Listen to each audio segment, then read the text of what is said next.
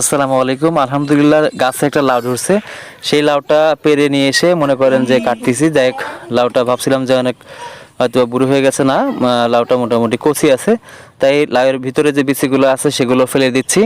হ্যাঁ, তারপরে মনে করেন যে ছিলে নিলাম, ছিলে নিয়ে তারপর সেগুলোকে কুচি কুচি করে ফালা করে নিলাম। তারপরে মনে করেন যে লাউ অনেকগুলো হইলো, সেই লাউগুলোকে পানি দিয়ে ধুয়ে নিলাম।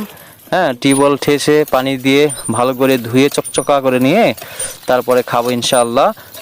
আমাদের এই গাছের লাউগুলো অনেক সুন্দর হয়, তাই ভালো করে ধুয়ে নিলাম। হ্যাঁ, তারপর বেশি কিছু না, নদীর ছোট ছোট মাছ আছে, সেই মাছ দিয়ে খাবো ইনশাআল্লাহ। তাই মরিচগুলো ভেজে নিচ্ছি, মরিচগুলো ভেজে তারপরে বেটে নিলাম। এরপরে মাছগুলোকেও ভেজে নিচ্ছি। মাছ ভাজার পরে পেঁয়াজ মরিচ দিয়ে রান্না হবে ইনশাআল্লাহ।